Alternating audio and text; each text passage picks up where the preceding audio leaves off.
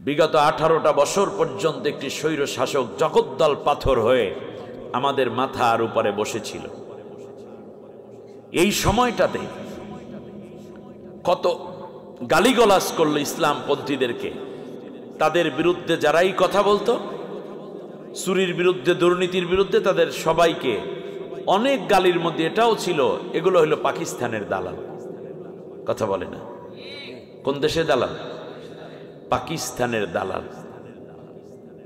আচ্ছা বলেন, বিগত 18 বছরে জামাত ইসলামী, হেফাজতে ইসলাম, চরমনাই এবং অন্যান্য রাজনৈতিক দল, এই বিপি নূর ভাইয়ের দল, অন্যান্য জাত ছোটখাটো যারাই তাদের বিরুদ্ধে কথা বলেছে, তাদের উপরে কারো মামলা দিয়েছে, জেলে ঢুকাইছে, বাড়ি ঘরে হামলা করেছে, জায়গা জমি দখল করেছে, ব্যবসা পাতি লুটপাট করে নিয়ে গেছে।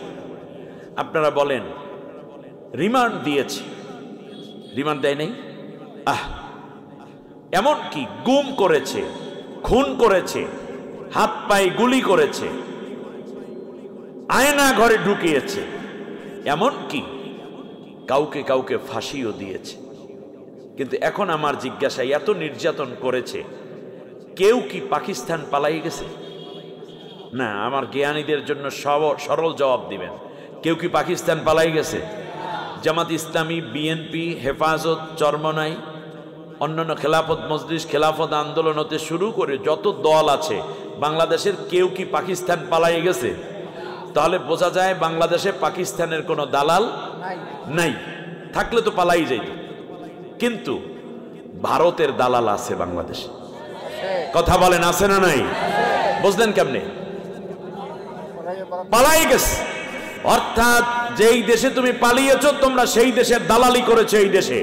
এই জন্য আমার দেশের অর্থ, আমার দেশের সম্পদ, আমার দেশের সংস্কৃতি, আমার দেশের ইজ্জত, আমার দেশের জনবলকে তোমরা ভারতে সব সময় ভারতের অধীনে রাখার জন্য চেষ্টা করেছো, আমরা যেন ভারতই হয়ে যাই।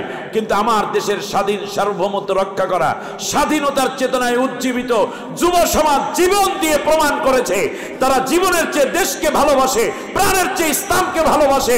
তারা কোনোদিন কোন রাষ্ট্রের কোন রাজ্যে পরিণত হতে চায় না।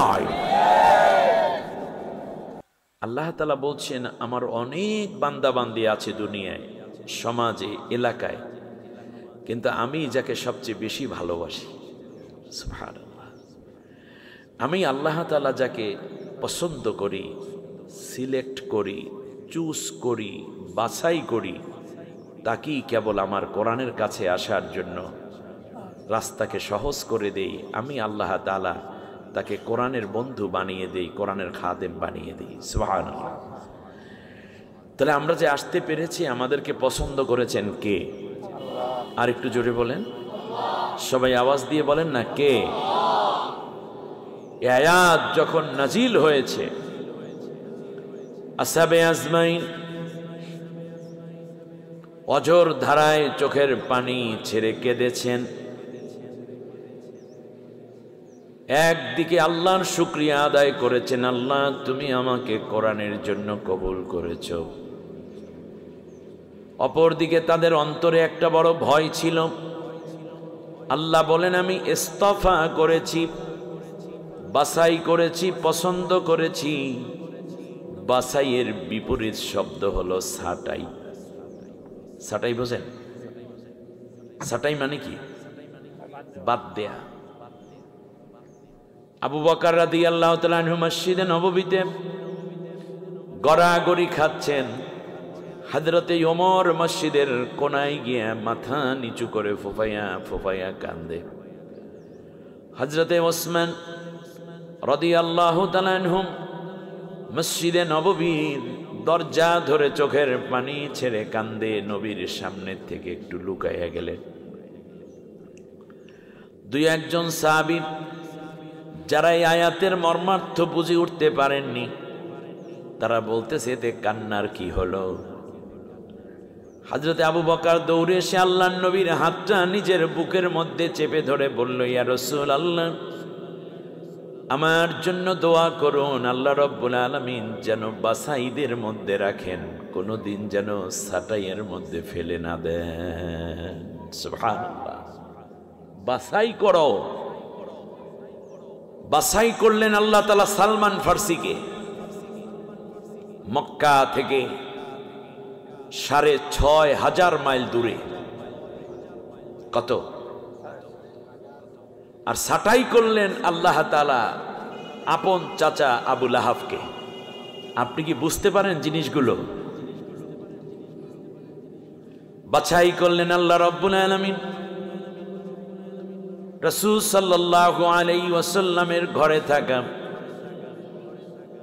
ছোট্ট আনাস রাদিয়াল্লাহু তাআলা আনহুকে আল্লাহর নবী বাছাই করলেন কোরআনের জন্য, কিন্তু ছাঁটাই করে দিলেন বিশ্ব নবীর আপন চাচা আবু তালিবকে। খুব জটিল। আল্লাহ রাব্বুল আলামিন বাছাই করলেন হযরতে বেলাল রাদিয়াল্লাহু তাআলা আনহুকে, ছাঁটাই করে দিলেন উমাইয়া বিন খলফকে। সবচেয়ে বড় মজার ব্যাপার, শুকরিয়ার ব্যাপার হলো জুমাবার দিনে আজকে আল্লাহ আমাদেরকে বাছাই করেছেন। এখানে 10 মাইল 20 মাইল দূর থেকেও কোন শ্রোতা কষ্ট করে এখানে এসেছেন। আর মাত্র 10 হাত দূরে একটা দোকানদার 3 জন কাস্টমার নিয়ে গল্প করে আল্লাহ কোরআনের ময়দানে আসার জন্য কবুল হয় নাই, ছাঁটাইয়ের মধ্যে পড়ে রইল। আপনাদের কাছে জানতে চাই যে আল্লাহ আমাদেরকে বাছাই করেছেন, আপনি কি ছাঁটাইয়ের মধ্যে আর যাবেন? খুব শক্ত একটি অবস্থান থাকবে। একবার যারা বাছাই হয়ে যান, বাছাই হওয়ার পরে সে যেন ছাঁটাইয়ের মধ্যে না যান, এজন্য আল্লাহ তাআলা আমাদেরকে শক্ত করছেন, সতর্ক করছেন। ইন্নাল্লাযীনা ক্বালু রাব্বুনাল্লাহু সুম্মা ইসতাকামু তাতানাজ্জালু আলাইহিমুল মালাঈকাতু আল্লা তাখাফু ولا تحزنوا وأبشروا بالجنة التي كنتم توعدون। যারা একবার বাছাই হয়ে যায়, এই মানুষগুলো আল্লাহর কাছে আওয়াজ দিয়ে চোখের পানি ছেড়ে ডাক দেয়, আল্লাহ যেহেতু একবার বাছাই করেছ আর ছাঁটাইয়ের মধ্যে নিও না। বাছাই হওয়ার পরে যখন বলে, আল্লাহ আমি এই কোরআনের খেদমতে, কোরআনের আয়োজনে, কোরআনের আন্দোলনে, কোরআনের পথে, কোরআনের মতে আমি ইস্তেকামাত হয়ে গেলাম। আল্লাহ রাব্বুল আলামিন বলেন, বান্দারে তুই প্রতিষ্ঠিত থাকতে যাবি আর আমি আল্লাহ তোরে সাহায্য করব না, এটা হয় না। কারণ কোরআনের উপর, ইসলামের উপর আমি আল্লাহ একবার বাছাই করার পর যদি সে প্রতিষ্ঠিত থাকতে চায়, সাপোর্ট দেওয়ার জন্য আমি আল্লাহ আসমান থেকে রহমতের ফেরেশতা তার সাহায্যকারী বানাইয়া দেই। ফেরেশতারা এসে বলে, লা তাখাফু ওয়া লা তাহজানু, ভয় করো না বান্দা, ওয়া লা তাহজানু, দুশ্চিন্তাগ্রস্ত হয় না। সামনে ফাঁসির রশি, একটু পরেই ফাঁসি দিয়ে ফেলবে। ফাঁসির মঞ্চের দিকে নিয়ে যাওয়া হচ্ছে, পথের মধ্যে ছেলের সাথে দেখা, বাবা জিজ্ঞেস করে ফাঁসির মঞ্চে একটু পরেই যাব, লুঙ্গি পরে যাব নাকি পাজামা পরে যাব? লা তাখাফু, ভয় পেও না। ফেরেশতারা তাকে আশ্বস্ত করে, প্রমোট করে, তাকে উৎসাহিত করে, এনকারেজ করে, লা তাখাফু, ভয় পেও না, কোনো ভয় নাই। আমি কার কথা বলছি বলতে পারেন না? মাওলানা মতিউর রহমান নেজামি শহীদ। আমি কি পড়ে যাব? স্ত্রীর সাথে দেখা, চোখের পানি ছেড়ে শুধু এতটুকু বললেন, প্রাণের স্ত্রী, আমার সন্তানগুলোকে তোমার হাতে আমানত রেখে গেলাম, আমি যেই পথে শহীদ হয়ে গেলাম, আমার সন্তানদেরকে এই পথে তুমি গড়ে নিও। সুবহানাল্লাহ। গত কয়েকদিন আগে নাজিব মুমিন শহীদ আমিরে জামাতের বড় ছেলের সাথে এক প্রোগ্রামে ছিলাম। কি নূরের চেহারা, মনে হয় যেন ঘাড়ের দিকে, আমি তো পাশেই বসা, কারণ ওনার বক্তব্যের পরেই আমি বক্তব্য দেব পাবনাতে, মনে হচ্ছে এখান দিয়ে নূর এভাবে চমকাচ্ছে। কি আদরের সন্তান বানিয়ে গেছেন, ব্যারিস্টার, অপরদিকে মাওলানা। আমি কোনো একটি দলকে প্রমোট করার জন্য কথা বলছি না, আমি বলছি কোরআনের বাস্তব কর্মী যারা, তাদের মনোবৃত্তি, মনের আকাঙ্ক্ষা এবং ইস্তেকামাতের কথা। 13টা বছর জেল খাটানো হলো, জেল থেকে বের করে চিকিৎসার নাম করে শরীরের মধ্যে ইঞ্জেকশন পুশ করলো বিষাক্ত, তারপর তাকে হত্যা করা হলো। শেষ পর্যন্ত ইস্তেকামাত ছিলেন, ঠিক না? আল্লাহ তাআলা বলেন আমি বাছাই করেছি, যদি ইস্তেকামাত থাকতে পারো আমি ফেরেশতা দিয়ে সাহায্য করবো। সুবহানাল্লাহ বলেন। মুনাফিকি করছো তো সাটাইয়ের মধ্যে পড়ে গেছো। আপনারা কি বাছাইয়ের মধ্যে থাকবেন না সাটাইয়ের মধ্যে যাবেন? আল্লাহ যেন যতদিন বেঁচে আছি ততদিন কোরআনের জন্য যেন বাছাইদের মধ্যে আল্লাহ আমাদের থাকার তৌফিক দেন, বলেন আমিন।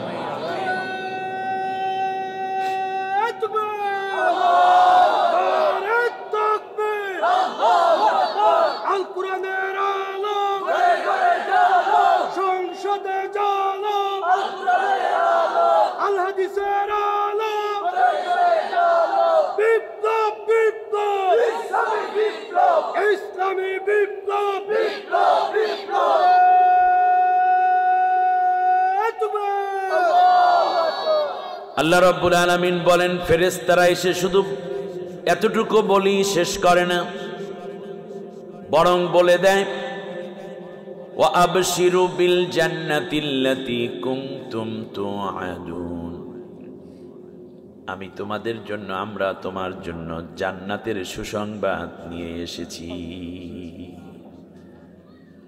নাহনু আউলিয়াউকুম ফিল হায়াতিদ দুনিয়া ওয়াল ফিল আখিরাহ,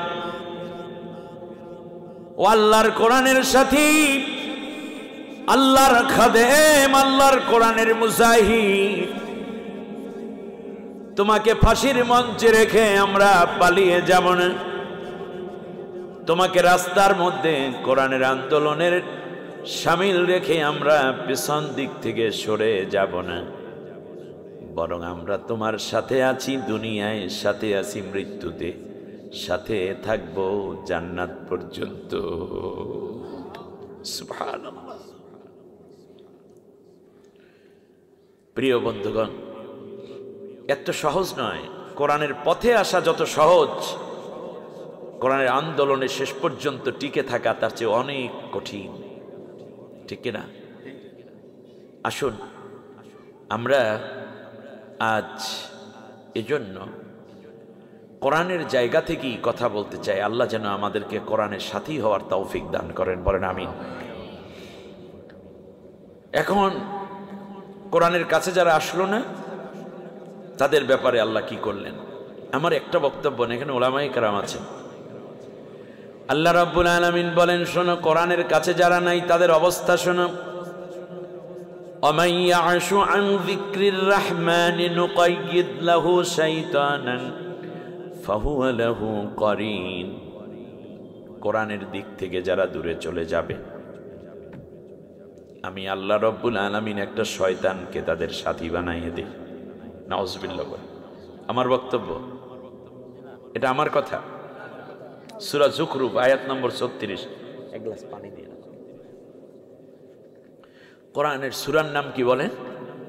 যুখরুফ, আয়াত নম্বর 36। আল্লাহ রাব্বুল আলামিন বলেন যারা আমার কোরআনের সাথে নাই, যারা আমার কোরআনের পথে নাই, কোরআনের মতে নাই, আমি আল্লাহ তার জন্য শয়তানকে সাথী বানাইয়া দেই। যারা কোরআনের কাছে আসে নাই তাদের সাথী হয়েছে কে? উনি নিজেও জানে তারে যে শয়তানে ধরেছে না? আমরা জানি? জানি না। কিন্তু কে জানেন? শয়তানে যারে ধরেছে সে কি নিজে জানে? জানে না। কিন্তু কে জানেন? আল্লাহ নিজে বলছেন তার পেছনে আমি একটা শয়তান দিয়ে তারে সাথী বানাই দিই।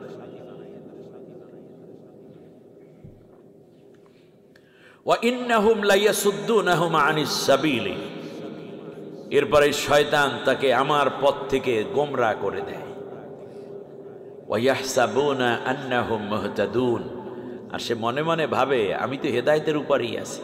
নাউজুবিল্লাহ বলেন, কোরআনের সাথে নাই, সে যদি মনে করে আমি হেদায়েতের উপরে আছি, এই যে আকাঙ্ক্ষা ভ্রান্ত চিন্তা তার মাথার ভিতর ঢুকাই রাখছে, যে তার নাম কি? শয়তান। আমার কথা না আল্লাহর কথা। শুধু তাই না, এই মানুষটি কিয়ামতের দিন অন্ধ হয়ে যাবে। মান কানা ফি হাদিহি আ'মা ফাহুয়া ফিল আখিরাতি আ'মা ওয়া আদাল্লু সাবিলা।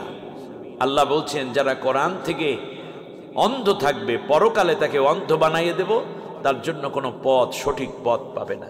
এমন কি তার পারিবারিক জীবনে কোনো শান্তি আসবে না। ওয়ামান আ'রাদা আন যিকরি ফাইন্না লাহু মাঈশাতান দানকা। এই মানুষগুলো যারা কোরআন থেকে দূরে চলে গেছে, তাদের পারিবারিক জীবন, প্রত্যাহিক জীবন, সামাজিক জীবন, রাজনৈতিক জীবনে আমি কোনো শান্তি দেব না, শুধু দৌড়ের উপরে থাকবে। নাউজুবিল্লাহ। আপনাদের এই কানাইঘাটে এক দুর্নীতিবাজ এবং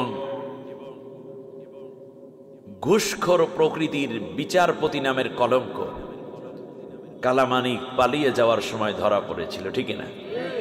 এটা কোন জায়গায়? এখান থেকে এই একটু সামনে। কয় কিলো হবে আনুমানিক? 2 থেকে 3 কিলো, ধরেন 2.5 কিলো। আপনাদেরকে ধন্যবাদ। অন্যায়ভাবে একজন নির্দোষ আলেমকে ফাঁসির রায় দিয়েছিল সে, এবং এটা নিয়ে সে খুব প্রাউড ফিল করত। আপনারা অনেক ভদ্র এই লোকটাকে বাঁচাই দিয়েছেন, কিন্তু কি জানি ফাটাই দিছে। যাই হোক,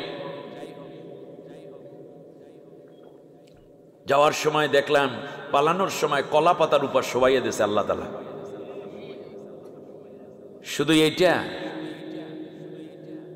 মাথার একটা টুপি কলা পাতার উপরে রাখছে, মুখে কিছু দাড়িও রাখছে, যেন কেউ ধরতে। বিচারপতি, তুমি যদি এত নেককার বিচারই হবে, ন্যায় বিচারক হবে, তাহলে পালাও কেন? অন্য ভঙ্গি ধরো কেন? এর মানে তুমি নিজে 2 নম্বর বিচারপতি। এই ধরনের বিচারপতিদেরকে ফাঁসির কাস্টে ঝুলিয়ে এই জাতির মনের যন্ত্রণা এবং কষ্টগুলো মোছা উচিত হয়ে যাবে। এর দাড়ি নাই, সে দাড়ি রাইখা চেহারা পাল্টায়। আর এক ডাকাত বাংলাদেশের 36,000 কোটি টাকা দেশ থেকে পাচার করেছে। শুধু কি 36 অঙ্কে আসছে, বাকিটা দেখবে কে? আরো কত সম্পদ লুট করেছে। এরে কেউ কেউ দরবেশ বলে ডাকত। যাওয়ার আগে কি সুন্দর সাদা দাড়ি, আলহামদুলিল্লাহ, সেইটারে কামাইছে। সাদা চুলগুলোকে কালো করেছে, পাঞ্জাবি ছেড়ে টি শার্ট পরেছে, প্যান্ট ছেড়ে পাজামা ছেড়ে লুঙ্গি পরেছে, চামড়া জুতা রেখে পঞ্চ পায়ে দিয়া সদরঘাটের কুলি ডিঙ্গি নৌকায় চড়ে এপার থেকে ওপারে, যেই নৌকায় তার এত কষ্ট দিল, আবার ভুলে ওই নৌকায় উঠছে।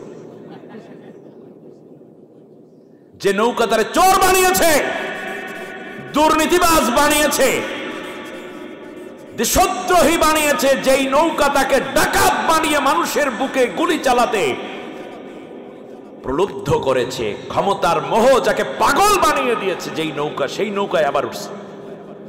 অর্থাৎ যেইটা নিয়ে খেলে সে সেইটাই ওরে খায়। যে সাপ নিয়ে খেলে ওরে সাপে খায়, যে বাঘ নিয়ে খেলে তারে বাঘে খায়, ঠিক না বলে? ঠিক ওই নৌকাই ধরছে। ধরে নিয়ে গেল কোস্টগার্ড, রিমান্ড দিল, জিজ্ঞেস করলো, বুঝলাম না হয় সব করেছেন যা করার, ওগুলো পাবো, তবে দাড়ি কামাইলেন কেন? তোমরা পুলিশ, তোমরা এই ব্যাপারে কোনো জ্ঞান নাই তোমাদের, তোমরা বুঝবে না। বলল বুঝি না বলেই তো বুঝাই দেবেন। বলল যে দাড়ি রাখা সুন্নত আর জীবন বাঁচান ফরজ। এই সুন্নত রক্ষা করতে গিয়া ফরজ তো তরক করা যায় না, ফরজ বাঁচাইতে গিয়ে সুন্নতের কামাই ফেলাইছে। এ হচ্ছে তাদের ধর্মীয় অবস্থান। কত চুরি করলে দেশ থেকে পালায়, চোর পালিয়ে যায়, গৃহস্থ থেকে যায়, ঠিক না বলেন? সম্মানিত ভাইরা, কোরআনের জন্য আল্লাহ তাআলা সবাইকে সিলেক্ট করেন না। আপনাদের এই ঐতিহাসিক অপারেশনে যারা অংশ নিয়েছিলেন সবাইকে স্যালিউট। আইন শৃঙ্খলা রক্ষাকারী বাহিনীর হাতে তুলে দেওয়ার জন্য আরো একবার আপনাদেরকে ধন্যবাদ যে আপনারা তাকে হত্যা করে আইন শৃঙ্খলা নিজের হাতে তুলে নেন নাই, আইন নিজের হাতে নেন নাই। এজন্য আপনাদের জ্ঞানের প্রতি আমি শ্রদ্ধাশীল। আল্লাহ তাআলা বাছাই করেন, অপরদিকে আল্লাহ তাআলা বলছেন যারা আমার কোরআন থেকে দূরে চলে যাবে তাদের পারিবারিক জীবন অশান্তিময় করে দেব আমি আল্লাহ নিজে। ছেলে বিয়ে করছে ইহুদির মাইয়া না খ্রিস্টানের মাইয়া, মায় জানেও না। এমনি করে হাজার রকমের কষ্ট। গিয়ে দেখেন বাবাকে ধমক দেয়, মন্ত্রী হলে হবে কি? এক ছেলে আর এক ছেলের মাথায় গুলি, পিস্তল ঠেকিয়ে গুলি করতেছে। এর রিপোর্ট আছে না নাই? বাবার মাথায় কাচের বোতল, মদের বোতল ভাঙ্গা উল্লাস করে ছেলে, এর রিপোর্ট আছে। শান্তিটাই, বউ স্বামীর কথা শোনে না। কিন্তু আপনি ইসলামী আন্দোলন করেন, কোরআনের আন্দোলন করেন, ভ্যান চালিয়ে খাচ্ছে। কিংবা সবজি বিক্রেতা, গিয়ে দেখেন ঘরটা শান্তিতে ভরপুর, 4-5টা ছেলে মেয়ে, প্রত্যেকটা ক্লাসে ফার্স্ট। বৃত্তি পেয়েছে কে? ওই সবজি বিক্রেতার জব্বর আলীর মেয়ে। ফার্স্ট কে? হাফেজ হইছে কে? ওই রশিদ মাঝির ছেলে। এই নৌকার মাঝি এপার থেকে ওপারে মাঝি পার করে। তার কারণ কি? কারণ উনি ইসলামী আন্দোলন করে, কোরআনের পথে চলে। আর তার চেয়ে বড় বৈশিষ্ট্য, এই আয় থেকে তারা কিছু পয়সা আল্লাহর দ্বীনের রাস্তায় ব্যয় করে, হালাল খায়, হারাম খায় না। কোরআনের ডাক আসলে ওইভাবেই ভ্যানটারে রাইখা চলে যায় মিছিলে। একদিন কোরআনের আকাশ, এই জমিনে একদিন কোরআনের পতাকা উড়বে, ঠিক না বলেন? কোনো একদিন এদেশের আকাশে কালেমার পতাকা উড়বে, স্বপ্ন নিয়ে বেরিয়ে পড়ে। ওইটুকুর কারণে আল্লাহ রব্বুল আলামিন তার ঘরটাকে শান্তময় করে দিয়েছেন, শান্তিতে ভরপুর করে দিয়েছেন। সুবহানাল্লাহ। কারণ নবী বলেন আহলুল কোরআনে হুম আহলুল্লাহ। যে ঘরে কোরআন আছে ওই ঘরটা তো কোরআনের ঘর, ব্যক্তির ঘর থাকে না, ওটা আল্লাহর ঘর হয়ে যায়। অখসাতুহু, ঘরের মানুষগুলো আল্লাহর খাস বান্দা হয়ে যায়। তো কোরআনের এই মাহফিলে আপনারা আসলেন, বেজান না খুশি? খুশি হলে আওয়াজ দিয়ে শাহজালাল ইয়ামানি রহমতুল্লাহ আলাইহির সেই তাকবীর ধ্বনির আওয়াজ নিয়ে কণ্ঠকে ছেড়ে দিয়ে আকাশ বাতাস মুখরিত করে সবাই বলেন আলহামদুলিল্লাহ। আল্লাহ সুবহানাহু ওয়া তাআলা আমাদেরকে স্বল্প সময়, আজকে জুমার দিন, পরন্ত বিকেল, খুবই গুরুত্বপূর্ণ একটি সময়। আসুন না আমরা এই ভর দুপুর, কখনো বিকেল, এই টাইমটা জুড়ে আল্লাহ তাআলা একটা চমৎকার সূরা নাজিল করেছেন। আমরা সেই সূরা থেকেই কথা বলি। আমার সাথে পড়েন, আউযু বিল্লাহি মিনাশ শাইতানির রাজীম, বিসমিল্লাহির রহমানির রহিম। বিতাড়িত অভিশপ্ত শয়তানের ওয়াসওয়াসা থেকে আল্লাহর আশ্রয় চাই। কার? না, জোরে বলতে হবে। আমরা কার আশ্রয় চাই? আমাদের আশ্রয়দাতা কে? প্রশ্রয়দাতা কে? আমাদের আশ্রয়দাতা কি America, China, Russia, Pakistan, Bharat, London? না, আমাদের আশ্রয়দাতা কে? আল্লাহ তাআলা। কষ্ট লাগে, বিগত 18টা বছর পর্যন্ত একটি স্বৈর শাসক জগদ্দল পাথর হয়ে আমাদের মাথার উপরে বসেছিল। এই সময়টাতে কত গালিগালাজ করলো ইসলামপন্থীদেরকে। তাদের বিরুদ্ধে যারাই কথা বলতো, চুরির বিরুদ্ধে, দুর্নীতির বিরুদ্ধে, তাদের সবাইকে অনেক গালির মধ্যে এটাও ছিল এগুলো হলো পাকিস্তানের দালাল। কথা বলে না? কোন দেশের দালাল? পাকিস্তানের দালাল। আচ্ছা বলেন, বিগত 18 বছরে জামাত ইসলামী, হেফাজত ইসলাম, চরমোনাই এবং অন্যান্য রাজনৈতিক দল, এই বিপি নূর ভাইয়ের দল, অন্যান্য জাত ছোটখাটো যারাই তাদের বিরুদ্ধে কথা বলেছে তাদের উপরে কারো মামলা দিয়েছে, জেলে ঢুকাইছে, বাড়ি ঘরে হামলা করেছে, জায়গা জমি দখল করেছে, ব্যবসা পাতি লুটপাট করে নিয়ে গেছে। আপনারা বলেন রিমান্ড দিয়েছে, রিমান্ড দেয় নাই? এমন কি গুম করেছে, খুন করেছে, হাত পায়ে গুলি করেছে, আয়না ঘরে ঢুকিয়েছে, এমন কি কাউকে কাউকে ফাঁসিও দিয়েছে। কিন্তু এখন আমার জিজ্ঞাসা, এত নির্যাতন করেছে, কেউ কি পাকিস্তান পালাই গেছে? না, আমার জ্ঞানীদের জন্য সরল জবাব দিবেন, কেউ কি পাকিস্তান পালাই গেছে? জামাত ইসলামী, বিএনপি, হেফাজত, চরমনাই, অন্যান্য খেলাফত মজলিস, খেলাফত আন্দোলন হতে শুরু করে যত দল আছে বাংলাদেশের, কেউ কি পাকিস্তান পালাই গেছে? তাহলে বোঝা যায় বাংলাদেশে পাকিস্তানের কোনো দালাল নাই, থাকলে তো পালাই যাইত। কিন্তু ভারতের দালাল আছে বাংলাদেশে, কথা বলেন আছে না নাই? বুঝলেন কেমনে? পালাই গেছে, অর্থাৎ যেই দেশে তুমি পালিয়েছ তোমরা সেই দেশের দালালি করেছে এই দেশে। এই জন্য আমার দেশের অর্থ, আমার দেশের সম্পদ, আমার দেশের সংস্কৃতি, আমার দেশের ইজ্জত, আমার দেশের জনবলকে তোমরা ভারতে সব সময় ভারতের অধীনে রাখার জন্য চেষ্টা করেছ, আমরা যেন ভারতই হয়ে যাই। কিন্তু আমার দেশের স্বাধীন সার্বভৌমত্ব রক্ষা করা, স্বাধীনতার চেতনায় উজ্জীবিত যুব সমাজ জীবন দিয়ে প্রমাণ করেছে তারা জীবনের চেয়ে দেশকে ভালোবাসে, প্রাণের চেয়ে ইসলামকে ভালোবাসে। তারা কোনোদিন কোন রাষ্ট্রের কোন রাজ্যে পরিণত হতে চায় না। সুতরাং এই কথাগুলো আমাদের মাথায় রাখতে হবে। আল্লামা সাইদি সাহেবের কথা খুব মনে পড়ে। তিনি বলেছেন, গাছের গোড়া ধরে তৌহিদি জনতা নাড়া দিবে, আগাবাদীরা মামু বাড়ি দিল্লি গিয়া পড়বা। ঠিক সেটাই হয়েছে। আল্লাহু আকবার। এই কাজটা কে করেছেন? আল্লাহ রাব্বুল আলামিন করেছেন। আমরা করতে পারতাম না, আমরা ব্যর্থ হয়ে গিয়েছি, আমরা হতাশ হয়ে গিয়েছিলাম। পরম করুণাময় অসীম দয়ালু আল্লাহর নামে শুরু করছি। অদ্দুহা ওয়াল্লাইলি ইযা সাজা মা ওয়াদ্দাআকা রাব্বুকা ওয়া মা ক্বালা ওয়ালাল আখিরাতু খায়রুল লাকা মিনাল উলা ولسوف يعطيك ربك فترضى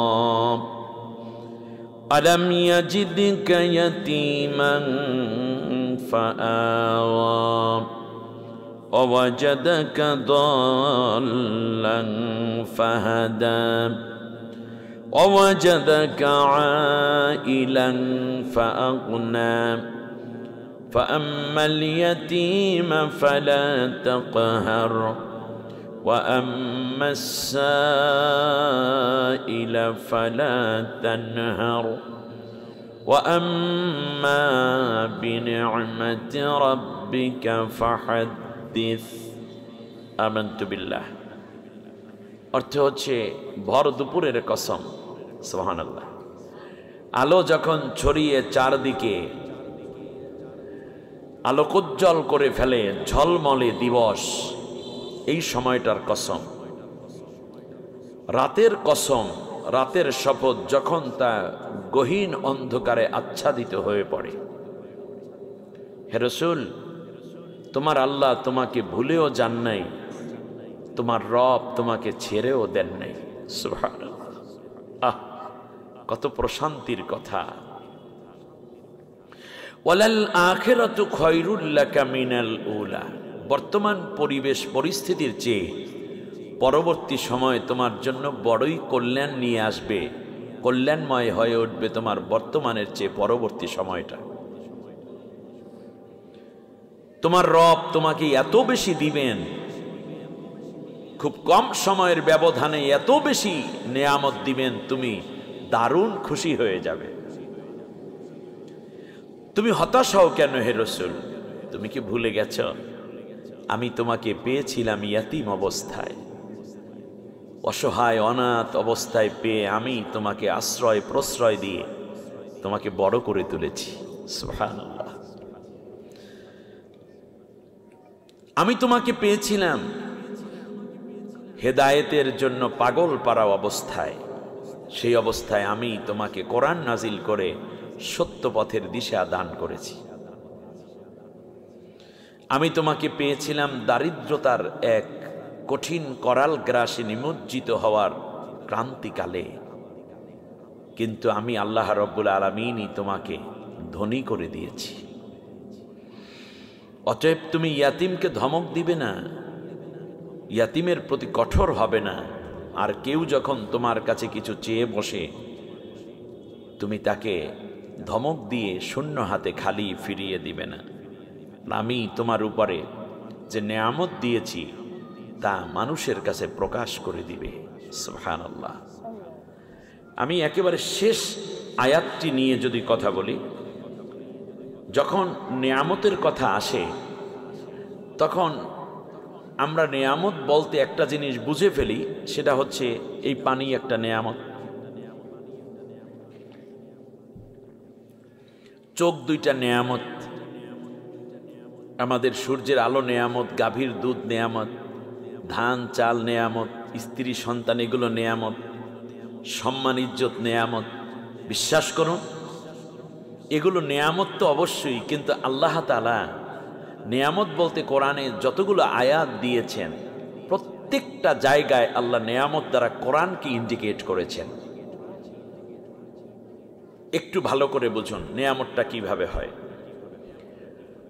আল্লাহ রাব্বুল আলামিন বলেন, আল ইয়াউমা আকমালতু লাকুম দীনাকুম ওয়া আতমামতু আলাইকুম নি'মাতি ওয়া রাদিতু লাকুমুল ইসলাম দীনা।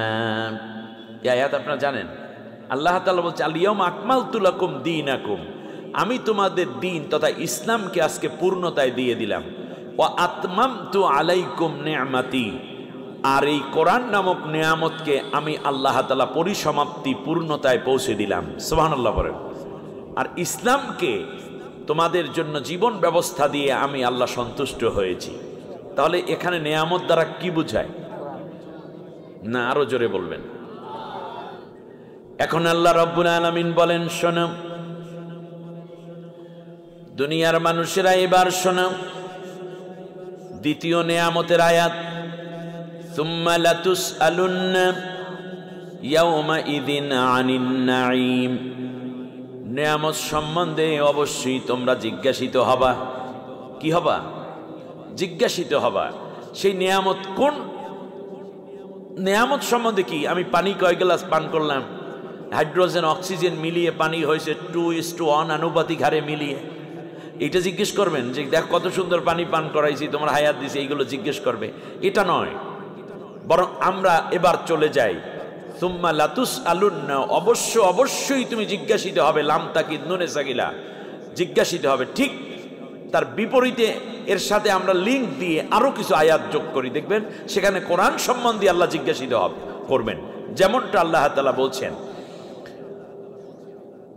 ওয়া ইন্নাহু লাযিকরুল লাকা ওয়া লিকাওমিকা ওয়া সাওফা তুসআলুন। নবী হে, এই কোরআন তোমার এবং তোমার উম্মতের জন্য মহাস্মারক, এই ব্যাপারে অবশ্যই তোমরা সবাই জিজ্ঞাসিত হবা। তাহলে বোঝা যায় নেয়ামত সম্বন্ধে জিজ্ঞাসিত বলতে গিয়ে আল্লাহ কি বোঝাচ্ছেন? কোরআনকে ইন্ডিকেট করেছেন। এবারে আসেন দ্বিতীয় আয়াত, ফালানাসআলান্নাল্লাযীনা উরসিলা ইলাইহিম ওয়া লানাসআলান্নাল মুরসালিন। আমি যে কোরআন নাজিল করেছি এই ব্যাপারে ওখানে বলছেন লাতুসআলুন্না, এখানে বলছেন ফালানাসআলান্না। লাম তাকিদ নুনে সাকিলা দুইটাই। আল্লাহ রাব্বুল আলামিন বললেন অবশ্যই এই কোরআন যার উপর নাজিল করা হলো আর যাদের উদ্দেশ্যে নাজিল করা হলো সকলকে আমি আল্লাহ জিজ্ঞাসা করব। তাহলে বোঝা যায় পরকালে আল্লাহ কোরআনের ব্যাপারে আমাদেরকে জিজ্ঞাসা করে ছাড়বেন। আয়াত গেল কয়টা? দুইটা। এবার অন্য আয়াতে আল্লাহ রাব্বুল আলামিন বলেন, ফাওয়া রাব্বিকা লানাসআলান্নাহুম আজমাইন। আমি আল্লাহ রাব্বুল আলামিন কসম খেয়ে বলছি। কার কসম কে খান? ফাওয়া রাব্বিক, হে রাসূল তোমার রবের কসম, আমি অবশ্যই এই কোরআনের ব্যাপারে প্রত্যেকটা মানুষকে জিজ্ঞাসাবাদ করেই ছাড়ব। তাহলে নেয়ামত বলতে কি বোঝানো হয়? আল্লাহর কোরআন। এখন আল্লাহ রাব্বুল আলামিন বললেন, ও আম্মা বিনিআমাতি রাব্বিকা ফাহাদ্দিস, মানুষের কাছে নেয়ামতের কথাগুলো তুমি বর্ণনা করতে থাকো। কি করতে থাকো বলেন না? বর্ণনা করতে থাকো। এবার আপনারা বলেন তো দেখি, এই যে বর্ণনা করতে বলছেন, বর্ণনা করার বাহনের নাম হইল তাবলীগ। বর্ণনা করার বাহনের নাম কি? তাবলীগ। আল্লাহ তাআলা বলছেন, ইয়া আইয়ুহার রাসূল বাল্লিগ মা উনজিলা ইলাইকা মির রাব্বিক ওয়া ইন লাম তাফআল ফামা বাল্লাগতা রিসালাতাহু। নবী গো, তোমার উপরে, ইয়া আইয়ুহার রাসূল, আমার দিকে তাকান, একবার চোখ দুইটা এত বড় করে তাকান। হে রাসূল, তোমার উপরে যা নাজিল করছি এইগুলো সব তুমি মানুষের কাছে পৌঁছে দাও। তাহলে তাবলীগ করা সুন্নত না ফরজ? না, জোরে বলতে হবে। তাবলীগ করা কি? এটা নবীর আল্লাহর অর্ডার। কিন্তু কিসের তাবলীগ করবা তুমি? সেখানেও দেখবেন কোরআনকে ইন্ডিকেট করা হচ্ছে। নেয়ামতের যে আপনি বর্ণনা করবেন, সেখানে বলছে মা উনজিলা ইলাইকা মির রাব্বিক, তুমি তাবলীগ করবে হে রাসূল মা উনজিলা, যা নাজিলকৃত হয়েছে, মির রাব্বিকা, তোমার রবের তরফ থেকে। তাহলে এখন বলুন তো দেখি, আল্লাহর তরফ থেকে, রব্বুল আলামিনের পক্ষ থেকে নবীর উপরে নাজিল করা হয়েছে কি? তাহলে তাবলীগ করতে হবে কোন কিতাবের? না, এখানে আপনারা একমত না হতে পারলে আমি দুঃখিত। আল্লাহ তাআলা এর চেয়ে আর কি বলবেন? মা উনজিলা ইলাইকা মির রাব্বিক, তোমার রবের পক্ষ থেকে যা নাজিল করা হয়েছে তুমি এইটা তাবলীগ করো। তাহলে বলুন দেখি কি নাজিল হয়েছে? তাবলীগ হবে কোন কোন কিতাবের? মা উনজিলা ইলাইকা মির রাব্বিক, তা যা নাজিল হয়েছে যা। এখানে মায়ের দুইটা অর্থ, নাহু সরফ যারা পড়েছেন, নাহুর মূল মানে নহর ভাষায় মা এর 17টা অর্থ হয়। তার মধ্যে একটা হলো মায়ে কুল্লিয়া, আর একটা হলো খুসুসিয়াও আছে, এরপরে মায়ে মারেফাও আছে, মায়ে নেহিও আছে। এখন দেখুন এখানে দুইটা অর্থ মুফাসসিরিনে কেরাম নিয়েছেন। একটা হলো যা নাজিল করেছি এইটার তাবলীগ করবা, কারণ নিজের ইচ্ছে মতো অন্য কোন জিনিসের তাবলীগ করিও না। তার কারণ এর আগে নবুয়ত পাওয়ার আগে তুমি 23 বছর পর্যন্ত হিলফুল ফুজুলের তাবলীগ করছো, ওইটা বাদ দাও।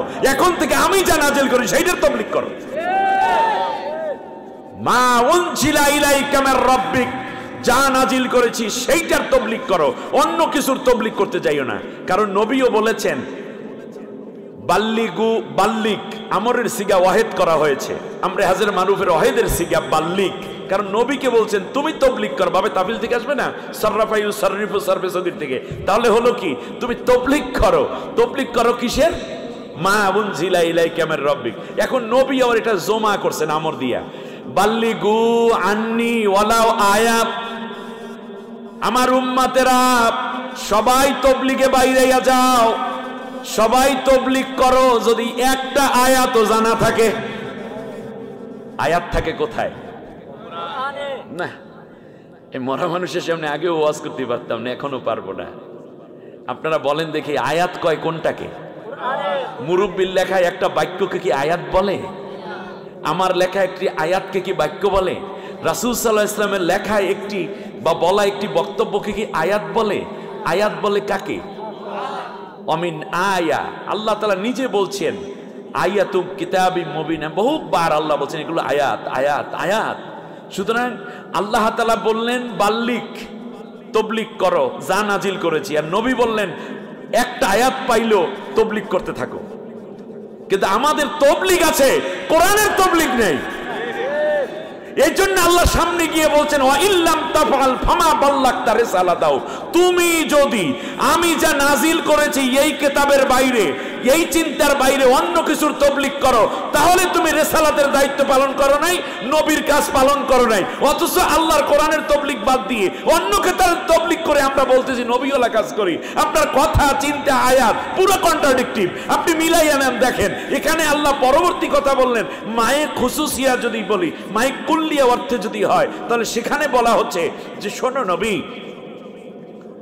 মা উনজিলা ইলাইকা মির রাব্বিক। প্রথমে বললাম কেতাবের নির্দিষ্টতা, এবারে আপনি আছেন কুল্লিয়া অর্থে, যে আমি যা নাজিল করি সবগুলো জানাইয়ে দেবা।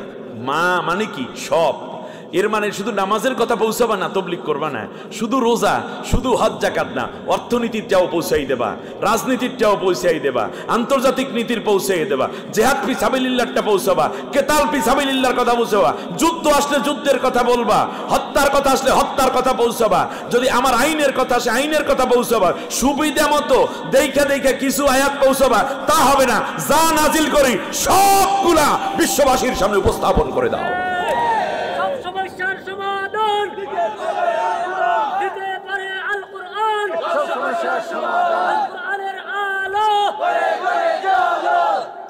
শুধু কি রাসূল সাল্লাল্লাহু আলাইহি ওয়াসাল্লাম পৌঁছে দিয়েছেন? না, বাস্তবে তিনি তা প্রমাণ করে দিয়েছেন গোটা কোরআন দিয়ে। বিশ্বনবী সাল্লাল্লাহু আলাইহি ওয়াসাল্লাম পুরো 10 বছর মদিনায় রাষ্ট্র চালিয়ে দেখিয়েছেন, ঠিক না? তাহলে কোন কিতাবের তালিম হবে? কোন কিতাবের তবলিগ হবে? এর বাইরে গেলে কি তবলিগের হক আদায় হয়? হয় না। আমি আস্তাগফিরুল্লাহ, আমাকে ক্ষমা করে, আফিনি আখি আল কারীম। মূল বিষয় হচ্ছে আমি কাউকে ছোট করার জন্য না, কিন্তু মূল বিষয়টা তো আমাদের বের করে আনতে হবে। আপনি দেখেন আপনার হার্টে ব্লক হয়েছে হার্টে, কিন্তু আপনার পায়ের অপারেশন করতে আছে, পায়ের নখ কাটতেছে, কোনো লাভ আছে? কাটতে হবে কি? বুক কাটতে হবে, সেখানে বাইপাস সার্জারি করতে হবে, যেখানে সেখানে আপনার নখ কাটতে আছে সুন্দর করে নীল কাটার দিয়ে। আপনাকে বাঁচাইতে চায় না মারতে চায়? সুতরাং আল্লাহ এত করে বললেন, এরপরে রাসূল সাল্লাল্লাহু আলাইহি ওয়াসাল্লাম ইসলামে হুকুমাত কায়েম করলেন কোরআন দিয়ে। আল্লাহ তাআলা বলছেন লিতাহকুমা বাইনান নাসি বিমা আরাকাল্লাহ, আমি আল্লাহ কোরআন নাজিল করেছি এজন্য যাতে করে আমি আজ আয়াত নাজিল করা আয়াত দিয়ে তুমি দেশটা পরিচালনা করতে পারো, সংসদ চালাতে পারো, অর্থনীতি, সমাজনীতি, শিক্ষানীতি, রাজনীতি, পররাষ্ট্রনীতি, স্বরাষ্ট্রনীতি, ব্যাংক, বিমা সব যেন তুমি আমার কোরআন দিয়ে চালাইতে পারো, এই জন্য কোরআন নাজিল করেছি। আর আমরা কোরআনকে সুমা দিয়ে রাইখা দেওয়ার জন্য ঘরের মধ্যে যত্ন করে রাখতেছি। আস্তাগফিরুল্লাহ। কোরআনের সাথে এর চেয়ে বড় মাহজুরাত আর কে হতে পারে? এজন্য কিয়ামতের ময়দানে এই কোরআন, প্রিয় কানাই ঘাটবাসী, কোনদিন আর আসবো কিনা জানি না, এই কোরআন কিয়ামতের দিন ওই মানুষগুলোর বিরুদ্ধে মামলা দায়ের করবে যারা আল্লাহর কোরআনকে রেখে অন্য মতবাদ, অন্য আদর্শ, অন্য চিন্তা, ঠিক তার পাশাপাশি অন্য সংবিধান, কনস্টিটিউশন এবং অন্য আদর্শ মতবাদে ইজমে যারা লালিত হয়েছে, কোরআন তাদের বিরুদ্ধে মামলা করবে আল্লাহর আদালতে। সেই বক্তব্য কেমন হবে? আল্লাহর নবী বলেন ইয়াকুলুল কোরআন, কথাগুলো রেকর্ড করে রাখেন। আমি জামালউদ্দিন যদি কোনো দিন আর আপনাদের সামনে না আসতে পারি, আমার এই কথাগুলো মানুষের কাছে পৌঁছাইয়া দিবেন। তার কারণ আমার একটা কথা আপনার একটু মেহনতের মাধ্যমে যদি আরো 5 জন মানুষ পেয়ে যায়, এই কথার দ্বারা একটা মানুষও যদি হেদায়েত পেয়ে আল্লাহর কোরআনের কাছে এসে যায়, আমার আপনার সকলের নাজাতের জন্য বড় ওসিলা হয়ে যেতে পারে। আল্লাহ নবী বলেছেন ইয়াকুলুল কোরআনু ইয়া রাব্বাল আলামিন ইন্না আবদাকা হাযা ইত্তাখাযানি মাহজুরা ফাকদি বাইনি ওয়া বাইনাহু। আল্লাহর সামনে কিয়ামতের দিন 2 শ্রেণীর মাত্র 2টা সত্তা কথা বলবে। কয়টা সত্তা? আরো জোরে। আল্লাহর সামনে দাঁড়িয়ে 2টা সত্তা কথা বলবে, 2টা সত্তা সুপারিশ করবে, 2টা সত্তা মামলা করবে। একজন হলেন বিশ্বনবী মুহাম্মদুর রাসূলুল্লাহ সাল্লাল্লাহু আলাইহি ওয়াসাল্লাম, আর একটা হইল আল্লাহ রাব্বুল আলামিনের কোরআন। সুবহানাল্লাহ। আল্লাহর কোরআন বলবে আল্লাহ ইন্না আবদাকা হাযা এই হলো তোমার সেই বান্দা, এই হলো তোমার সেই বান্দি। দুনিয়ার বুকে আমাকে পড়ে নাই, আমাকে ধরে নাই, আমাকে মসজিদের জুজদানের মধ্যে জড়াইয়া রাইখাও অন্যের কেতাবের তালিম চলতো, আমার তালিম ছিল বন্ধ। তোমার বান্দা আমাকে পড়ে নাই, তোমার বিধান অনুযায়ী বান্দা নিজের ব্যক্তি, পরিবার, সমাজ, রাষ্ট্র গঠনের জন্য কোনো মনোযোগী হয় নাই, আমাকে দুর্বল করে রেখেছিল। আল্লাহ তাআলা তোমার বান্দার সামনে দুইটা উপাদান ছিল, একটা হলো আমার পক্ষ যারা আমার বিধান কায়েম করবে, আমি কোরআন, আর এক দলার ছিল কার্ল মার্কস, লেনিন, মাও সেতুং, ডারউইন, ফ্রয়েড, হেগেল, সমাজতন্ত্র, পুঁজিবাদ কিংবা এইরকম সংকীর্ণ জাতিবাদ, জাতীয়তাবাদ, ধর্মনিরপেক্ষ মতবাদের মতো নাস্তিক্য মতবাদ নিয়ে আসছিল। তোমার বান্দা আমার পক্ষ নেয় নাই, আমাকে ঠকাইয়া দিয়া ওইগুলোরে বিজয় দিয়েছিল। আল্লাহ এই জন্য তোমার কাছে আজকে আমি মামলা দায়ের করলাম, ফাখদি বাইনি ওয়া বাইনাহু, তার এবং আমার মাঝে আজকে তুমি বিচার ফয়সালা করে দাও। আল্লাহু আকবার। আজকে যারা কোরআনের কথা বলে বিগত 18টা বছর পর্যন্ত তাদের বিরুদ্ধে মামলা করা হয়েছিল, অথচ এই বোকা মানুষগুলো জানে না আমার কপাল আমি পড়লাম। কোরআনের পক্ষে কথা বলা তো আমারও দায়িত্ব ছিল, ও পুলিশের দায়িত্ব ছিল, র্যাবের দায়িত্ব ছিল, প্রাইম মিনিস্টারের দায়িত্ব ছিল, ওই পলাতক প্রধানমন্ত্রী, যেটা রাষ্ট্রপতিরও দায়িত্ব ছিল, স্পিকারের দায়িত্ব ছিল, এমপির দায়িত্ব ছিল, উপজেলা চেয়ারম্যান, ভাইস চেয়ারম্যানের দায়িত্ব ছিল, বুদ্ধিজীবীদের দায়িত্ব ছিল, সাংবাদিকদের দায়িত্ব ছিল, ডাক্তার পেশাজীবীদের দায়িত্ব ছিল। তা তো করলই না, বরং যারা কোরআনের পক্ষে চায় তাদের বিরুদ্ধে তুমি মামলা দিয়েছো। আর আল্লাহর নবী বলেছেন কোরআন তোমার নিজের বিরুদ্ধে আল্লাহর আদালতে মামলা দায়ের করবে। দুনিয়ায় যারা মামলা করেছে কোরআনের কথা বলার অপরাধে, তাদের আল্লাহ যাদের কবুল করেছেন শহীদ হয়েছেন, আর যারা বেঁচে আছেন তারা অনেকেই মুক্তি পেয়ে গেছেন। কিন্তু কিয়ামতের দিন কোরআন মামলা করলে তুমি মুক্তি পাবে না। পাবে কি? এবারে আসুন, শুধু কোরআন মামলা করবে না, বরং নবীও মামলা করবে। আস্তাগফিরুল্লাহিল আযীম। কান খাড়া করে শুনুন, সূরা ফুরকান আয়াত নম্বর 30। আমার কথা না, এটা আল্লাহর কথা। ওয়াকালার রাসূলু ইয়া রাব্বি ইন্না কওমি ইত্তাখাযু হাযাল কুরআন মাহজুরা। আল্লাহর নবী মামলা করবে এইভাবে, উম্মতটা সামনে আসবে, নবী দাঁড়ানো, এই পাশে আল্লাহ, এই পাশে কোরআন। এখন আল্লাহর নবী ডাক দিয়া বলবে ইয়া রাব্বি, হে আমার রব, আমার মালিক, আমার মাবুদ, ইন্না কওমি ইত্তাখাযু হাযাল কুরআন মাহজুরা। এ হলো এই দল, এই হলো এই ব্যক্তি যে দুনিয়ার বুকে কত বাজে, আমার ঘড়ি ছিল না তো, আচ্ছা ঠিক আছে, তাহলে ঠিক আছে। সম্মানিত ভাইরা, আপনাদেরকে নিয়ে এই মাঠে আমরা নামাজ পড়ব 4:30। কেউ অধৈর্য হবেন না, পারবেন না ইনশাআল্লাহ থাকতে, কেউ উঠে যায় না, সবাই বসেন। আলহামদুলিল্লাহ, অনেক ভদ্র মানুষ আপনারা। নবী মামলা করে বলবে ইন্না কওমি ইত্তাখাযু হাযাল কুরআন মাহজুরা। হে আল্লাহ, আমার এই উম্মত সে দুনিয়ার বুকে কোরআনটা পড়ে নাই, কোরআন ধরে নাই, কোরআন গবেষণা করে নাই, কোরআনের মতে, কোরআনের পথে ছিল না, আজকে তার বিরুদ্ধে মামলা দায়ের করে দিলাম। এখন আল্লাহ তাআলা মামলা গ্রহণ করবেন কি করবে না? অথচ কোরআনও ছিল সুপারিশকারী, নবীও ছিলেন সুপারিশকারী। তো এখন আপনাদের কাছে জানতে চাই, আপনারা নবীর মামলা খাইতে চান না সুপারিশ নিতে চান? কে কে সুপারিশ পেতে চান একটু হাত উঁচু করেন তো দেখি।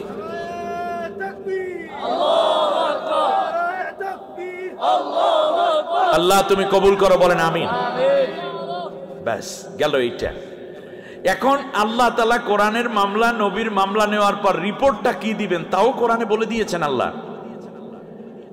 ওয়াল্লাযীনা কাফারু ওয়া কাযযাবু বিআয়াতিনা উলাইকা আসহাবুন নারি হুম ফিহা খালিদুন।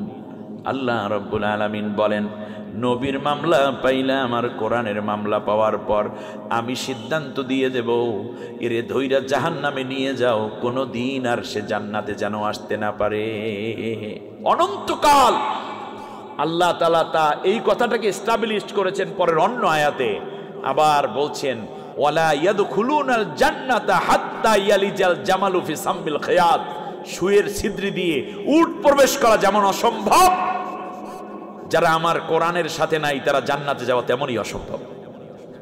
আপনি কোরআনের সাথে থাকতে রাজি আছেন? ইনশাআল্লাহ। অতএব কোরআন আছে যেখানে আমরা আছি সেখানে, আরো জোরে, কোরআন আছে যেখানে আমরা আছি সেখানে, কোরআন নাই যেখানে আমরা নাই সেখানে, কোরআন আছে যেই দলে আমরা আছি সেই দলে, কোরআন নাই যে দলে। মাশাআল্লাহ। আল্লাহ নবী এজন্য বলেছেন আল কোরআনু হুজ্জাতুল লাকা আও আলাইক, কোরআন তোমার পক্ষে কিংবা বিপক্ষে দলিল হবে। আপনারা বিপক্ষে দলিল বানাবেন না পক্ষে দলিল বানাবেন? দুনিয়ায় আপনি যদি পরকালে কোরআনকে পক্ষে দলিল বানাতে চান, একটু বিবেক দিয়ে চিন্তা করেন তো সিলেটের ভাইরা, আপনাদের অনেক জ্ঞান, বলুন দেখি পরকালে আপনি যদি কোরআনকে পক্ষে দলিল পেতে চান, দুনিয়ায় থাকতে হবে কোরআনের বিপক্ষে না পক্ষে? অতএব দুনিয়ায় যারা কোরআনের পক্ষে, কোরআন তাদেরকে জান্নাতে নিয়ে যাবে। কোরআনের বিপক্ষে আন্দোলন করছেন আপনি, আপনার রাজনীতি, আপনার সমাজনীতি, আপনার চিন্তা, আপনার দর্শন কোরআনের সাথে সম্পর্ক নাই, আপনি কোরআনের বিপক্ষেই অবস্থান নিয়েছেন। তাদেরকে মান জাআলাহু আমামাহু কদাহু ইলাল নার, মান জাআলাহু আমামাহু কদাহু ইলাল জান্নাহ। নবী বলেছেন কোরআনকে যারা সামনে রেখে জীবন চালাবে, কোরআন মরার পরে, ব্যক্তি মরার পরে কোরআন সামনে সামনে যাবে, জান্নাতে না নেওয়া পর্যন্ত কোরআন একা ছেড়ে চলে যাবে না। সুবহানাল্লাহ। ওমান জাআলাহু খলফা জহারিহি সাকাতাহু ইলান নার, আর কোরআনকে যারা পেছনে ফেলাইয়া রাখবে, কোরআন তাদেরকে পেছন দিক থেকে ধাওয়া করবে, নিশ্চিত জাহান্নামে না ফেলা পর্যন্ত কোরআন তার পিছু ছাড়বে না। নাউযুবিল্লাহি মিন যালিক। কত জটিল কথা, কত জটিল কথা। আল্লাহ যেন আমাদের সবাইকে কোরআনের সঙ্গী হয়ে বাকি জীবন কাটাবার তৌফিক দান করেন। সম্মানিত ভাইয়েরা, আসুন এবার আল্লাহ তাআলা বলছেন অদ্দুহা, আলোক ঝলমল দিনের কসম। তার কারণ হচ্ছে মানুষের জীবনের দুইটি অধ্যায় থাকে, একটি হচ্ছে খুব চাকচিক্যময় জীবন। কথা শোনা যাচ্ছে তো? কথা শোনা যাচ্ছে? বাস পেছন থেকে শোনা যাচ্ছে? আমি কথা কন্টিনিউ করি। জি, মানুষের জীবন সবসময় একরকম যায় না। গতকালকেও 5 আগস্টের আগ পর্যন্ত যিনি ছিলেন এদেশের রানী, এদেশের মধ্যে যার প্রভাব প্রতিপত্তির অভাব নাই, ঠিক না? 1000টা গাড়ি যার জন্য প্রস্তুত থাকত, যাওয়ার সময় একেবারেই পালিয়ে যেতে হয়েছে। এ কাজটা কে করেন? আজকে আপনার জীবনে অনেক অর্থবিত্ত সবসময় থাকবে না, একসময় দারিদ্রতা আসতে পারে, বিপদ আসতে পারে। এই জন্য যখন উঁচু হবেন তখন যেন নিচু ছিলাম এই কথাটা ভুলে না যান। আবার যখন নিচু হয়ে যাবেন তখনও অধীর অসহ্য যন্ত্রণায় ভুগবেন না, কারণ একসময় তো আল্লাহ আপনাকে বড় করে রেখেছিলেন। একদিকে রাতের অন্ধকার, আর একদিকে একেবারে দিনের আলো। ফেরাউনের একটা দীর্ঘ রাষ্ট্র ব্যবস্থা ছিল 252 বছর একটানা খ্রিস্টপূর্ব। এখন আপনি খেয়াল করে দেখুন, সেই জায়গাটি থেকে ফেরাউন যেদিন ধ্বংস হয়ে যাবে তার 2 লক্ষাধিক সৈন্যবাহিনী নিয়ে, সেই সময়ও তার চাকচিক্যতার অভাব ছিল না। বলছেন কাম তারাকু মিন জান্নাতি ওয়া উয়ুন ওয়া সুরু'in ওয়া মাকামিন কারীম ওয়া নি'মাতিন কানু ফিহা ফাকিহিন। আল্লাহ তাআলা বলেন স্বৈর শাসক ফেরাউন যেদিন লোহিত সাগরে ডুবে যাবে তার আগে সে কিন্তু তার জান্নাতি ওয়া উয়ুন, অনেক রকমের ঝর্ণা ধারা, আরাম আইশি জীবন, তার রাজপ্রাসাদ ওইভাবে সাজিয়ে রেখেছিল। শুধু তাই না, অজুরু'in ওয়া মাকামিন কারীম, এবং ফল ফসলে ভরপুর ছিল। দেখবা শাক লাগাইছে, সবজি লাগিয়েছে, পেঁয়াজ রসুন আদার গাছ লাগিয়েছে, দেশি বিদেশি মরিচ, টমেটো, বেগুন, এরকম অনেক কিছু গাছগাছরা লাগাইছে। এমনকি আমাদের বঙ্গভবনের সামনেও এরকম জিনিসগুলো ছিল, ঠিক কিনা বলেন? আল্লাহ রাব্বুল আলামিন আবার বলতেছেন মাকামিন কারীম, এবং ভিতরে তারা অনেকগুলো জিনিস এমনভাবে রেখেছিল যা খুবই উন্নত কার্পেট ছিল, দামি দামি ফার্নিচার ছিল, চাকচিক্যময় বিভিন্ন ক্রোকারিজ ছিল, সেখানে অনেক বড় এলইডি বিভিন্ন টেলিভিশন, এমনি করে অনেক অনেক অনেক দামি দামি জিনিসপত্র দিয়ে তারা সাজসজ্জা করে সেখানে রেখেছিল। শুধু তাই না, অনামাতিন, আরও ছিল অনেক নেয়ামত। তার মধ্যে আমরা বলতে পারি নদীর পাঙ্গাসও ছিল, হাঁস মুরগিও ছিল, ঠিক কিনা বলেন? লেকের মধ্যে মাছও ছিল। এটা ফেরাউনের ব্যাপারে বলা হয়েছে। তখন কি ছিল জানি না, আল্লাহ ইশারা করেছেন 4500 বছর আগের ঘটনা। তবে স্বৈর শাসক যখন পালাইয়া যায় তখন আল্লাহ রব্বুল আলামিন বলেন শুধু এইগুলোই না, কানু ফিহা ফাকিহিন, এবং চাকচিক্যময় জীবন যাপনের জন্য তারা উৎসব করার জন্য তাদের মনোরঞ্জনের জন্য থরে থরে মদের বোতলও সাজিয়ে রেখেছিল। এগুলো পাওয়া যায় নাকি? আল্লাহ রব্বুল আলামিন বলেন লোহিত সাগরের তলদেশে ডুবাইয়া সব শেষ করে দিলাম। এমন একটা পরিবেশ ছিল সেই সময়, তাদের পরিস্থিতি এরকম হয়ে গেল যে ফামা বাকাত আলাইহিমুস সামাউ ওয়াল আরদু ওয়া মা কানু মুনজারিন। সেই সময় ফেরাউনের এই পরাজয়, 200-250 বছরের শাসন ব্যবস্থা শোষণের পরে যখন পরাজিত হয়ে সব ডুবে গেল, তখন পৃথিবী এবং আসমানে কেউ তাদের জন্য কান্না করে নাই, আর কান্নার কোনো পরিবেশও ছিল না। এটা ছিল তার জন্য অন্ধকার। আমার কথা আপনাদের বুঝে আসছে? অতএব লাইলি ইযা সাজা। এখন আল্লাহ রব্বুল আলামিন, আমি আপনাদেরকে বলি যে কেউ কান্না করে নাই।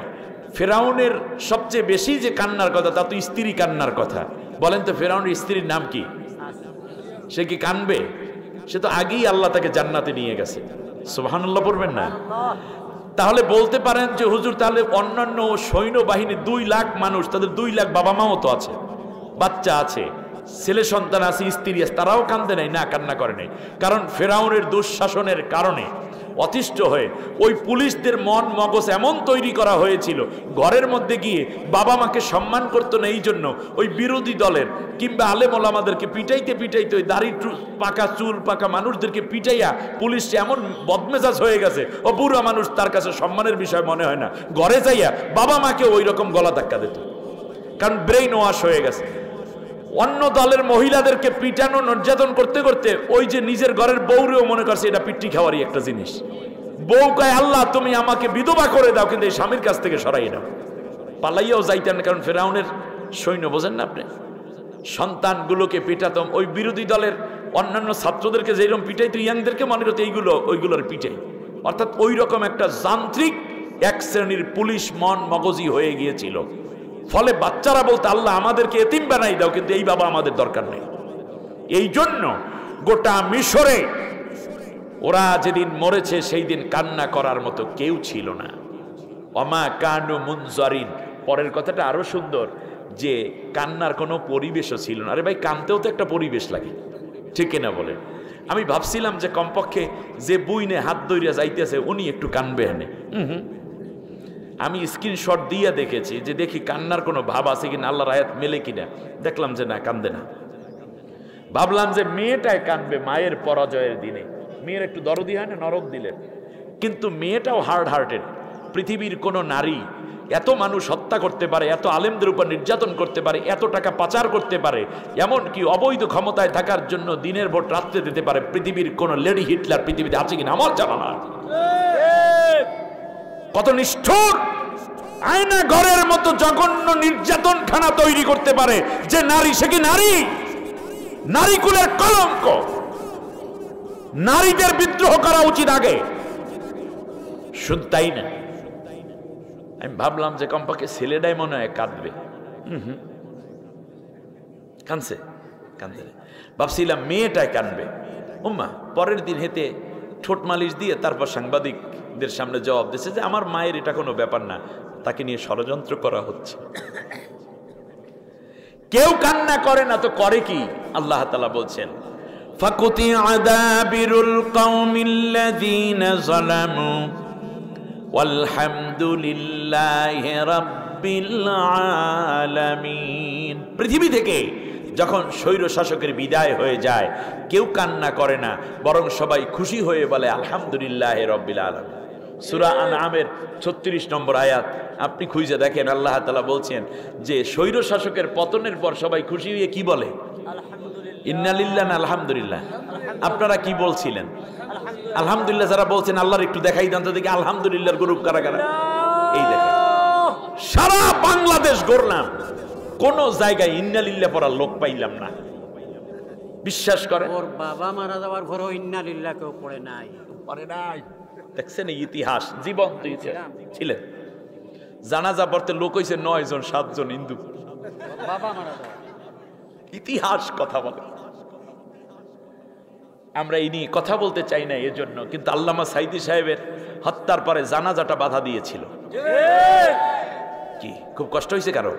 কষ্ট হইলে চলে যান। জালেমের বিরুদ্ধে কথা বলা ইমানি দায়িত্ব। কালিমাত হাক্কিন ইনদা সুলতানিন জাইর আস-সাকিতু আনিল হাক্কি শাইতানুল আখরাস। যারা সত্য বলা থেকে মুখকে বন্ধ রাখে তারা বোবা শয়তান। সুতরাং আমাকে আপনাকে কথা বলা উচিত। যাওয়ার সময় 2500 থেকে 3000-এর মতো ছাত্র ছাত্রী শিশুকে হত্যা করে তারপর গেছে। বাংলাদেশের মানুষকে হত্যা করার জন্য দাদা বাবুর দেশ থেকে, ভারত থেকে হিন্দু পুলিশের সমানে গুলি করার জন্য তারা অর্ডার করেছিল। আয়নাঘরে একদিন পাঠাইয়ে দেব তাদেরকে যারা ওই দলের আছে, গিয়ে দেখবেন কি নির্যাতন করা হয়েছে। মনে রাখবেন যাদের অন্ধকার ছিল তারা আজ অদ্দহার মধ্যে, আর যারা আগে অদ্দহায় ছিল তারা এখন অল্লাইলি ইজা সাজার মধ্যে। কথা বুঝে আসছে? সুতরাং গহীন অন্ধকারে পড়ে গেছেন। এখনো বলে আমরা চট করে চলে আসবো, খুব কাছাকাছি আছে। আপনাদের এই কানাইঘাটের কাছাকাছি আছে কিনা আল্লাহ জানে। আমি বলবো চট করে আপনার আসার দরকার নাই, জনগণ রেডি আছে, কট করে ধরে ফেলবে। শুধু আরো ঘটনা আছে তো, আপনার তো আসার দরকার নেই। আপনি কোথায় আছেন ঠিকানা ঠিক মতো দেন, দেখবেন পোলাপাইনি গিয়ে নিয়ে আসবেন। আমার বন্ধুগণ, সুতরাং জীবন চলার পথে কখনো হতাশ হবেন না। ইস্তেকামাত থাকতে হবে, কিন্তু সত্য পথের উপরে। ইস্তেকামাত থাকতে হবে কিসের উপরে? সত্যের উপরে। নির্যাতন, অত্যাচার এগুলো আমাদেরকে কখনো যেন ঘায়েল করতে না পারে। কারণ আজকে গহীন রাতের পরেই আসবে উদ্দীপ্ত সূর্য, যা উদিত হওয়া অবশ্যম্ভাবী। আজ আপনাদের কাছ থেকে বিদায় নিচ্ছি। ইনশাআল্লাহ কথা হবে পরবর্তীতে একটু ব্যাপক সময় নিয়ে।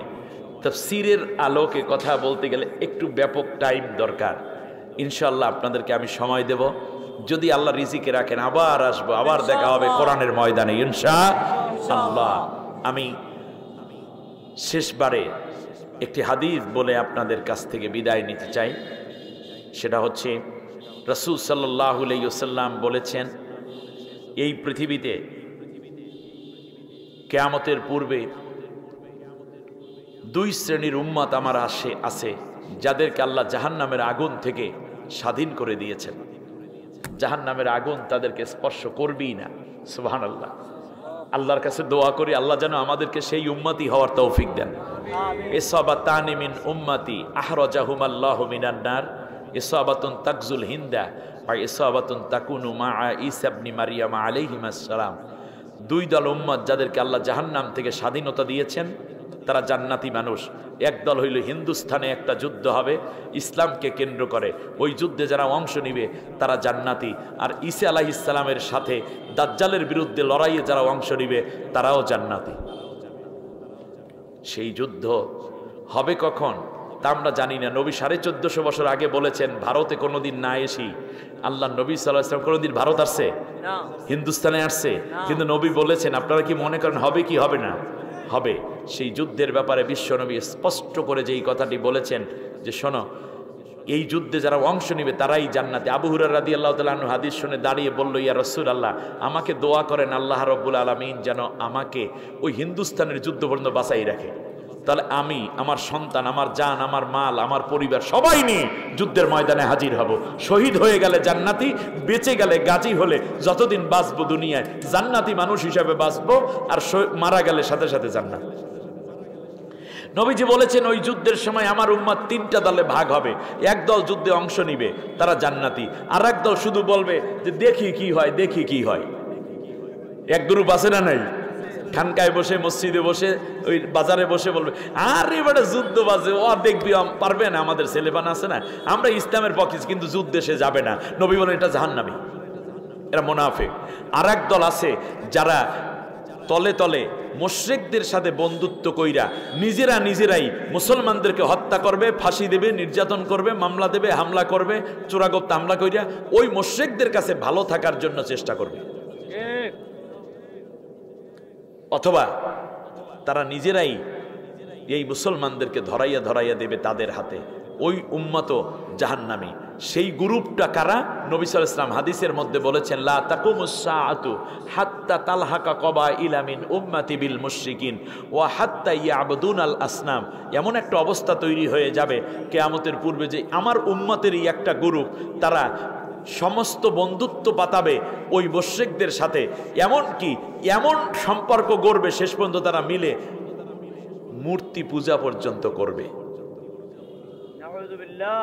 একটি গ্রুপ এমন তৈরি হবে, অথচ আল্লাহ তাআলা বলছেন ওয়ালা তাজিদান্না আশাদ্দান্নাসি আদাওয়াতাল লিল্লাযিনা আমানুল ইয়াহুদা ওয়াল্লাযিনা আশরাকু। আলোচনা এখানে শেষ করতে হচ্ছে, সময়ের স্বল্পতা আছে। নবীজি বলেন, আল্লাহ তাআলা বলেন, দুইটা জাতি তোমাদের জন্য বড়ই কঠোর হৃদয়, একটা হলো ইহুদি জাতি আর একটা হলো মুশরিক জাতি। অতএব আমরা মিলেমিশে থাকবো দেশি হিসাবে, প্রতিবেশী হিসাবে সব ধর্মের মানুষের সাথে, কিন্তু বন্ধুত্বের এই জায়গাটি আল্লাহ নবী এবং কোরআনের দ্বারা যা প্রমাণ মিলে, তাহলে অবশ্যম্ভাবী একটি পরিণতির দিকে আমার দেশ এগিয়ে যাবে, মুসলিম উম্মাহ এগিয়ে যাবে। আল্লাহ নবী সাল্লাল্লাহু আলাইহি ওয়াসাল্লাম এই হাদিস বর্ণনার ক্ষেত্রে কিছু সময় থাকলেন, আবার কিছু কাঁদলেন, আবার একটু হেসে দিলেন। সাহাবিগণ বলল, নবী কি হলো? আল্লাহ নবী বললেন, এই যুদ্ধ একটু দীর্ঘস্থায়ী হবে তো এই জন্য থেমেছিলাম। নবী কাঁদলেন কেন? বলল যে এই যুদ্ধে অনেক হতাহত হবে, রক্তের উপর দিয়ে একজনের লাশ আর একজনে টেনে নিয়ে যাবে, অথবা রক্তের উপর লাশ ভাসবে। নবী হাসলেন কেন? নবীজি বললেন, যুদ্ধ যতই তীব্র হোক, দীর্ঘমেয়াদী হোক, প্রাণহানি হোক, প্রাণঘাতী হোক, রক্তক্ষয়ী হোক, চূড়ান্ত পর্যায়ে আল্লাহ আমাকে দেখিয়েছেন আমার উম্মতকে আল্লাহ তাআলা বিজয় দান করেছেন। হাদামা ইংদি ওয়ালিল মিনদাল্লাহ আলাইহি তাওয়াক্কালতু ওয়া ইলাইহি উনীব। মাহফিল কর্তৃপক্ষ, আমাদের আল হেলাল খেদমতে কোরআন পরিষদের ভাইদেরকে আন্তরিক মোবারকবাদ, কৃতজ্ঞতা জানিয়ে আপনাদের এই মাহফিলের জন্য অনেক মেহনত করেছেন আমাদের লুৎফর ভাই। আপনাদের এলাকা সব চেনে কেমনে আল্লাহ জানে। আমার অত্যন্ত কলিজার মানুষ, বন্ধু মানুষ, যারাই এই মাহফিলের জন্য সহযোগিতা দিচ্ছেন, সহযোগী হয়েছেন, মাহফিলে এসেছেন এবং এই দোয়ায় শামিল আছেন, সকলকে আল্লাহ তাআলা এই মাহফিলের জন্য সকলের জীবনের গুনাহগুলো মাফ করে দিন।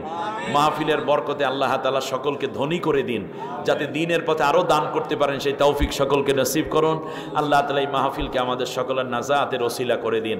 এর বরকতে আমাদের মা বাবাদের রুহু যারা কবরবাসী, আল্লাহ সকলকে মাফ করে জান্নাতের মেহমান করে নিন। এর বরকতে আল্লাহ এলাকাবাসীর সব ধরনের বালা মুসিবত দূর করে দিয়ে সকলকে সুস্বাস্থ্য এবং দ্বীনের পথে কবুল করে নিন।